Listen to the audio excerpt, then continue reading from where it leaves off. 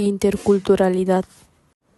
En este video quiero hablarles sobre algo que no solo es un concepto de clase, sino algo que define nuestra vida diaria aquí en la comunidad, la interculturalidad.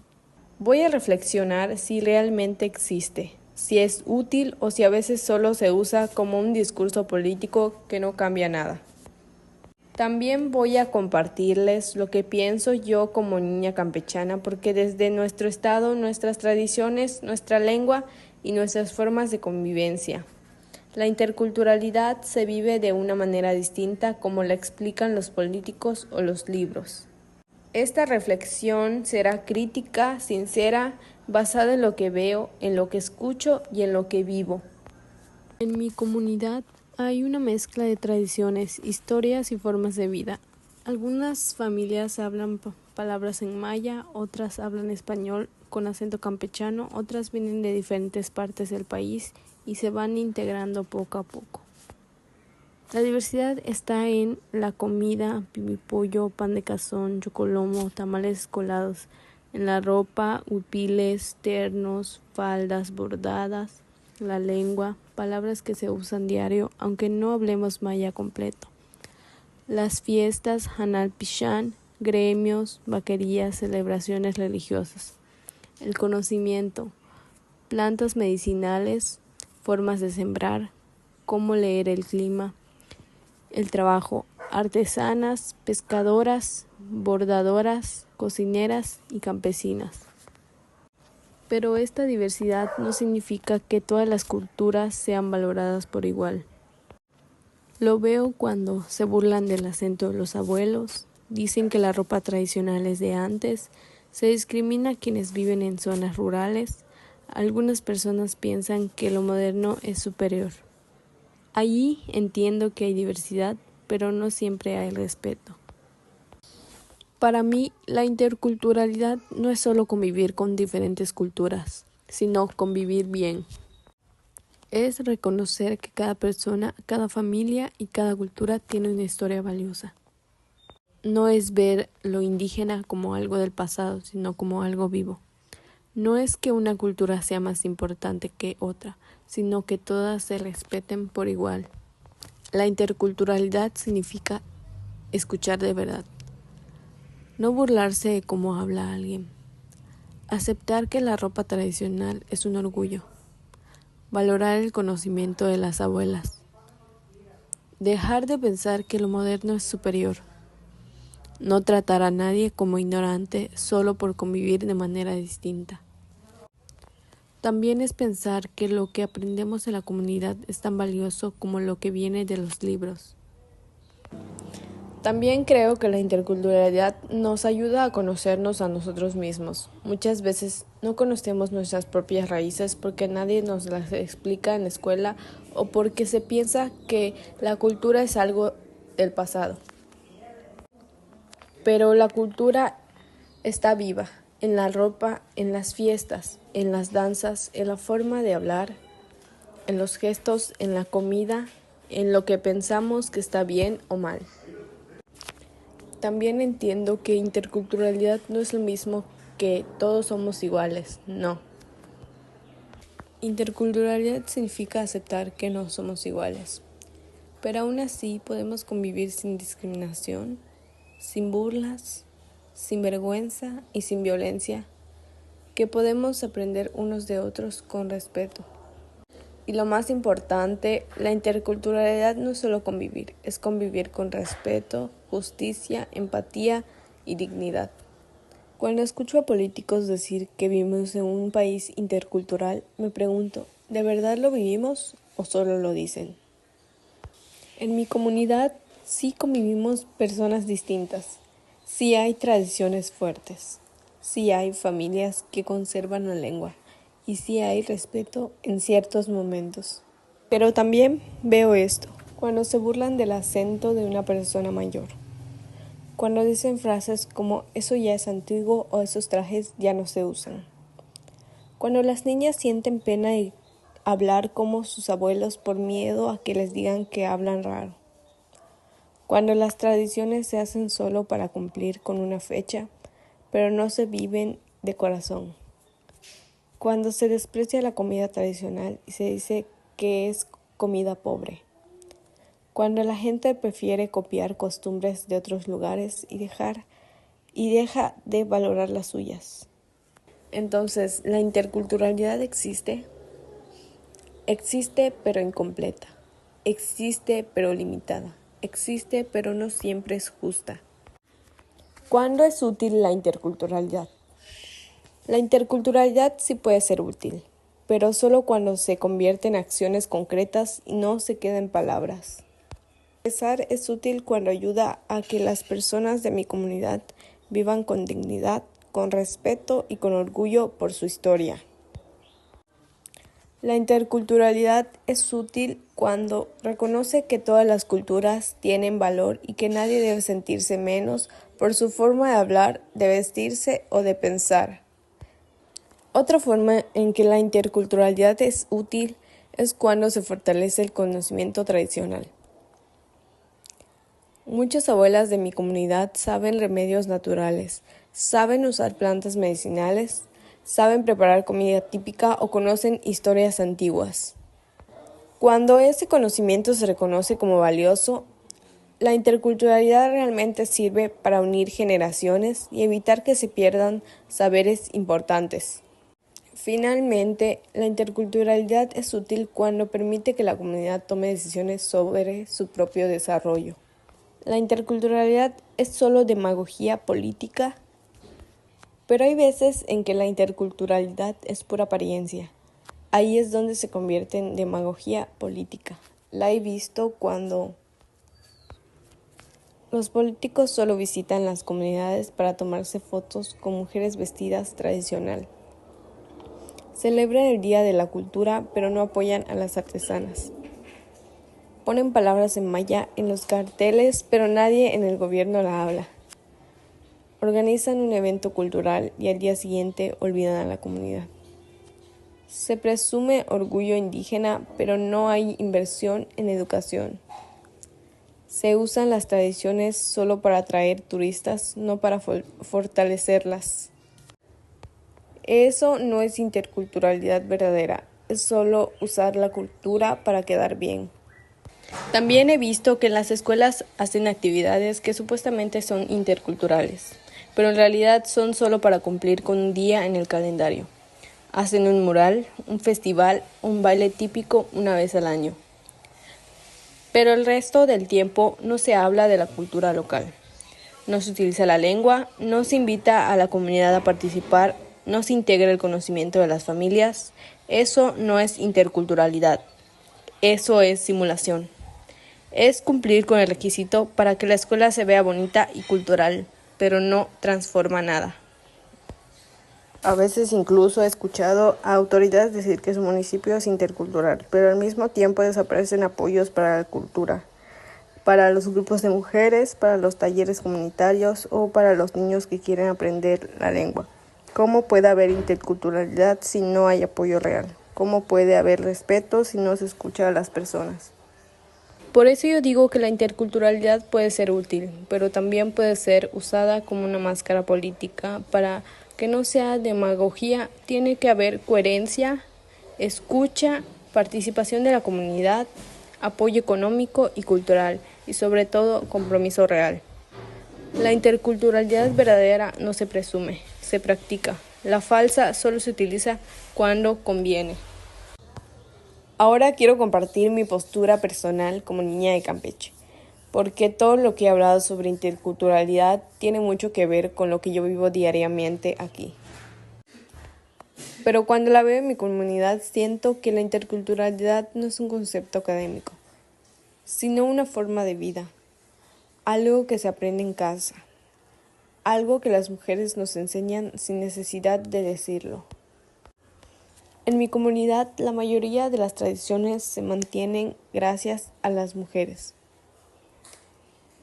Las abuelas son quienes conservan la lengua, quienes saben rezos antiguos, quienes cuentan historias de antes, quienes hacen el pibipollo como lo hacían sus madres, quienes enseñan a bordar los vestidos, quienes conocen plantas medicinales y saben cómo curar con ellas. Todo eso es cultura viva. Todo eso es lo que yo entiendo como nuestra identidad. Hoy voy a hablar sobre la interseccionalidad. ¿Es realmente útil en términos prácticos en los contextos sociales o si basta simplemente con ver a todos como personas y atender cada caso de manera individual? Para responder a esto, revisaremos qué es la interseccionalidad, por qué surge, para qué sirve en la práctica y cómo pueden ayudar a prevenir la violación de derechos de estudiantes dentro de las escuelas. La jurista y teórica crítica de la raza Kimberlé Crenshaw es la persona que acuñó el término interseccionalidad y lo formalizó como herramienta de análisis. En 1989, Crenshaw introdujo el término en su artículo seminal The Marginalizes the Intersection of Race and Sex, a Black Feminist Critique of Anti-Discrimination Doctrine, Feminist Theory and Anti-Racist Politics. La necesidad del concepto surgió para explicar las fallas de la ley antidiscriminatoria estadounidense, la cual trataba de la discriminación por raza y por género, como categorías separadas. Crenshaw demostró que las mujeres negras, al intentar demandar a empleadores, a menudo fracasaban porque la corte no reconocía la discriminación que sufrían por ser simultáneamente negras y mujeres. Ella utilizó la metáfora de un cruce de caminos para explicar el fenómeno. Si una persona se encuentra en la intersección de dos carreteras, ejes de opresión como raza y género, puede ser golpeada por el tráfico, que viene de cualquier dirección, y el daño resultante es causado por la conjunción de ambos. Patricia Hill Collins es una de las principales teóricas en expandir y profundizar el alcance sociológico de la interseccionalidad, especialmente a través del concepto de la matriz de denominación, que surgió en 1990. Le introdujo en esta herramienta analítica en su libro Black Feminist Thought, Knowledge, Consciousness and the Politics of Empowerment. Mientras Crenshaw se enfocó en el ámbito legal, Collins concibió la matriz de denominación como una estructura compleja que describe como múltiples sistemas de opresión: raza, clase, género, sexualidad, nación, etc. Están interconectados y se refuerzan mutuamente a diferentes niveles. En el nivel estructural tenemos políticas e instituciones. En el nivel disciplinario, gestión de la opresión a través de estructuras organizativas. En el nivel hegemónico o cultural, ideas y discursos que legitiman la opresión. En el nivel interpersonal, experiencias cotidianas e interacciones. El concepto tiene raíces profundas en el pensamiento de activistas y teóricas feministas negras y de color, quienes ya hablaban de la opresión interconectada. The Combahee River Collective.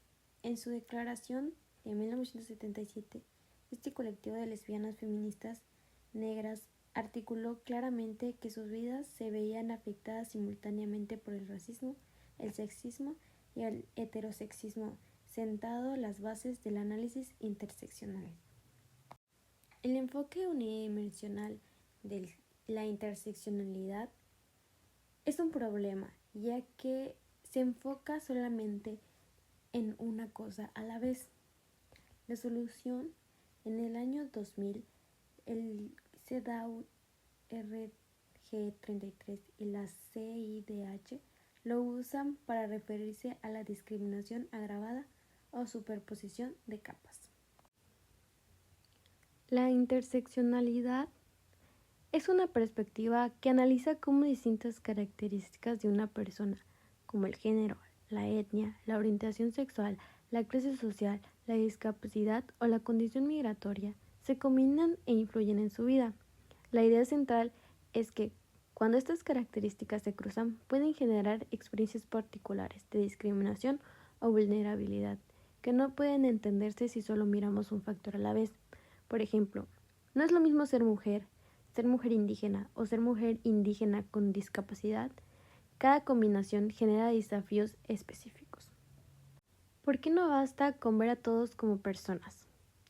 Decir que tratamos a todos por igual es positivo, pero la igualdad de trato no siempre genera igualdad de resultados. Si no miramos las distintas condiciones que influyen en la vida de cada estudiante, podemos pasar por alto desigualdades reales.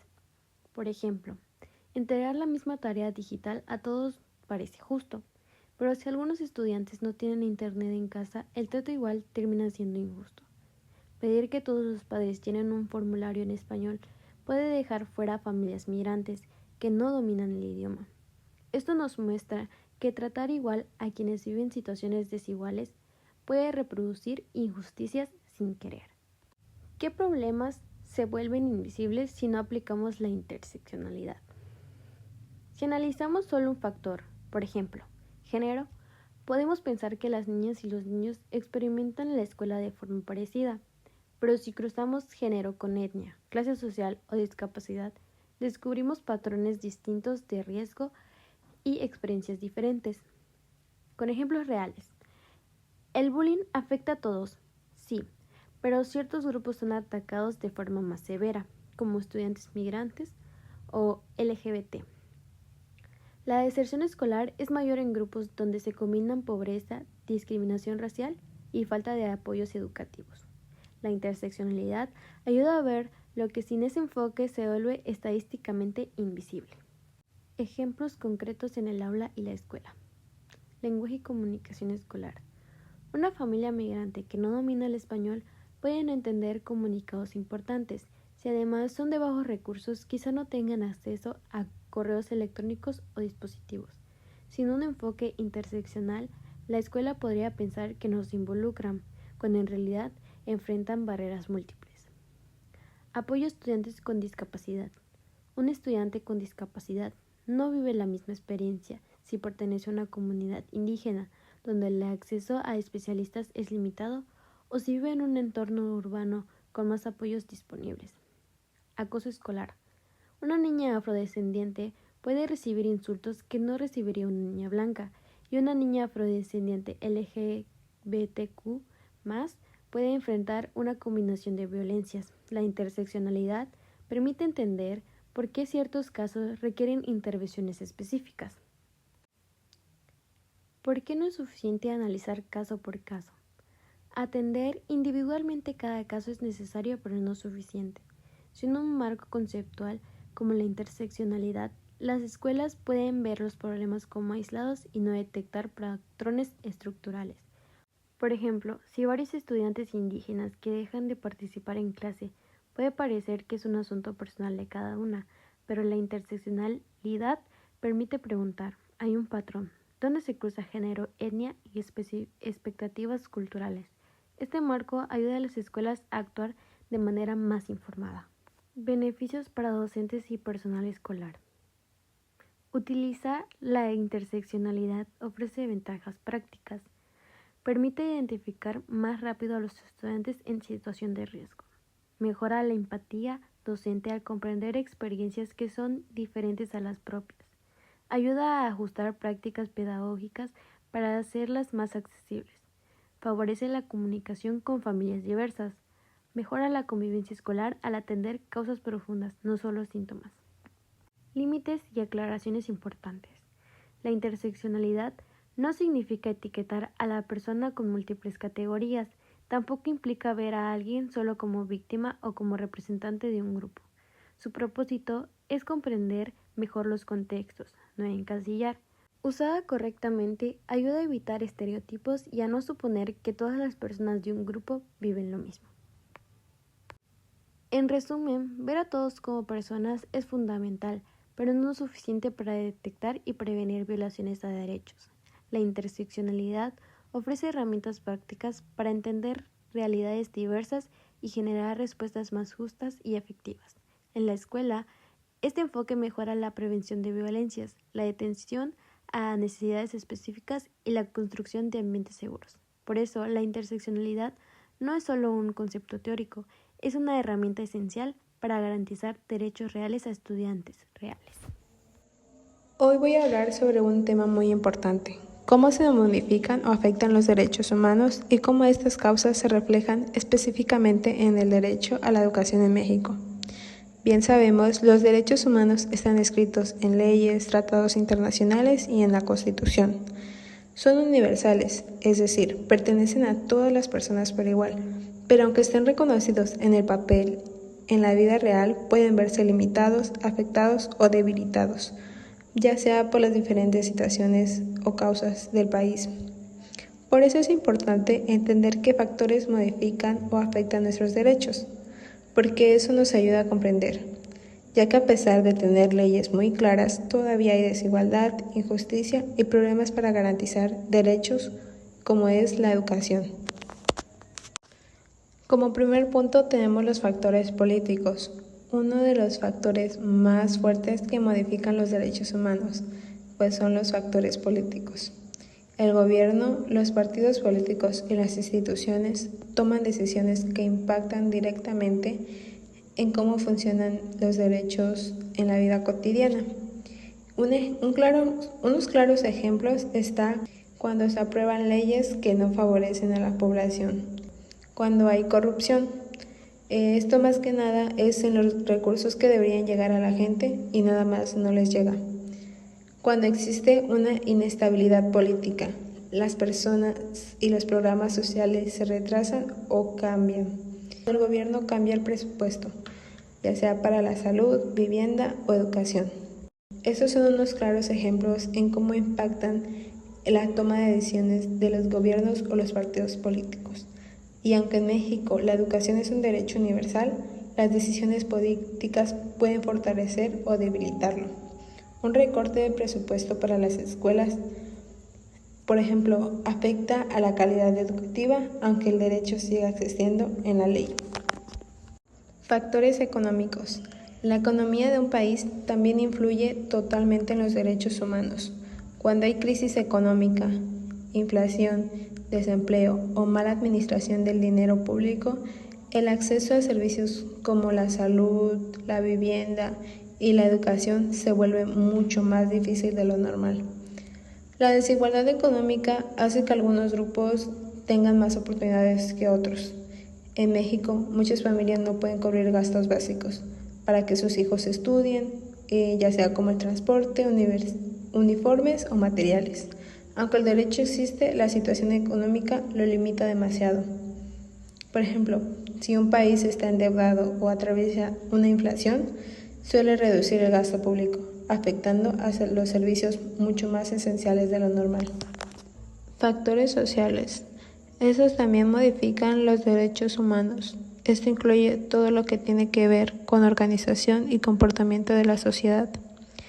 Algunos ejemplos están en la discriminación, ya sea por el origen, el género, la discapacidad o incluso el nivel socioeconómico.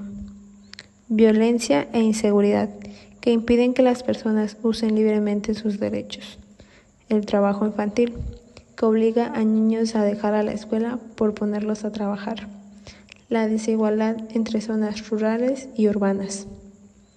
Aunque la ley diga que todos somos iguales, muchas veces los prejuicios sociales hacen que ciertos grupos tengan menos oportunidades. Factores culturales. La cultura incluye tradiciones, costumbres, creencias e idiomas. En algunos pueblos o comunidades, las costumbres pueden limitar el acceso a ciertos derechos. Por ejemplo, niñas que no estudian por roles tradicionales. Comunidades indígenas desde la escuela no respetan su lengua o cultura. Personas que no acceden a servicios por falta de respeto a sus tradiciones. La cultura es positiva porque nos da una identidad, pero también puede provocar desigualdad si no se adapta para incluir a todos. Factores legales. Este se refiere a las leyes y la forma en donde los aplican. A veces las leyes son viejas o están mal diseñadas. Hay algunas legales que dejan sin protección a ciertos grupos de personas. Las autoridades que no aplican las leyes correctamente.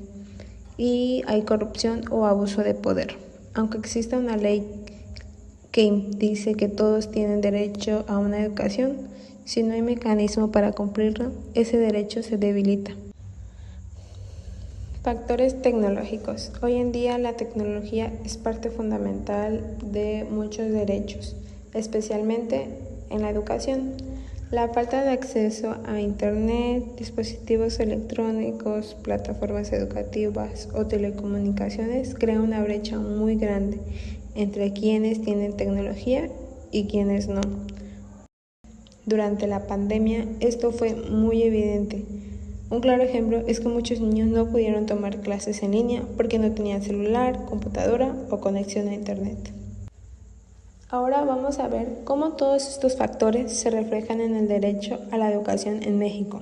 Aunque la Constitución dice que todos tienen derecho a una educación gratuita, obligatoria y de calidad, en la práctica este derecho se modifica por las causas anteriores. La desigualdad económica. Muchas familias no pueden pagar transporte, materiales, uniformes o alimentación. Esto genera bajas calificaciones, abandono escolar y dificultades para aprender. Falta de infraestructura. En muchas zonas rurales no hay agua potable, no hay internet, el techo está dañado, faltan sillas, mesas o pizarras, no hay suficientes maestros. Eso limita totalmente la calidad educativa. Discriminación social y cultural.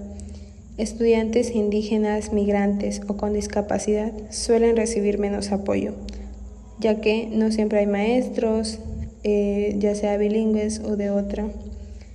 Algunos niños no son aceptados por sus diferencias, las personas con discapacidad no tienen rampas, materiales o maestros capacitados realmente. Problemas políticos. Los programas educativos cambian constantemente. Nuevos libros, nuevos planes, nuevas evaluaciones. Esto causa una inestabilidad y afecta a maestros y estudiantes. Y por último tenemos la brecha tecnológica. No todos los estudiantes tienen internet o dispositivos. Eso provoca que la desigualdad, el rezago y dificultades para hacer la tarea.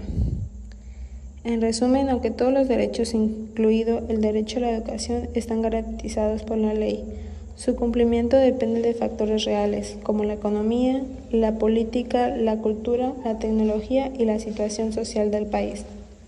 Estos factores pueden favorecer o limitar el acceso a la educación, y es por eso que es fundamental trabajar en soluciones que permitan que todos los estudiantes en México tengan una educación justa, digna y de calidad. Analizar las causas que modifican los derechos humanos nos permite entender algo clave. Los derechos no solo viven en los libros de leyes, sino en la vida diaria de las personas, y es ahí donde realmente importa, ya que los derechos humanos pueden estar perfectamente escritos, firmados y aceptados internacionalmente, pero si la realidad política, económica, social, cultural y tecnológica del país no acompaña, esos derechos se vuelven promesas incompletas. En el caso de México, vemos claramente cómo todas esas causas se conectan entre sí, afectando directamente el derecho a la educación. No es solo un problema de falta de recursos o de decisiones políticas aisladas, es un sistema completo que cuando falla una parte afecta a todas las demás. Por ejemplo, una mala decisión política puede reducir el presupuesto educativo. A su vez, eso empeora las condiciones en las escuelas rurales. Esto aumenta la desigualdad social. La desigualdad provoca el abandono escolar. El abandono se relaciona con la pobreza. Y la pobreza perpetúa más violaciones a otros derechos. Esto es todo un círculo que se alimenta a sí mismo y no se entiende desde varios frentes. La educación es un derecho cualquiera, es un derecho que multiplica, porque cuando garantiza una ayuda a otros derechos, también se cumplen el derecho a un ejemplo digno, a la salud, a la libertad, a la expresión, a la participación social e incluso a la justicia. Pero cuando la educación se ve afectada, también afecta la igualdad, la movilidad social, la libertad, en la democracia y el desarrollo a un país completo. Por eso es tan grave cuando no se garantiza correctamente.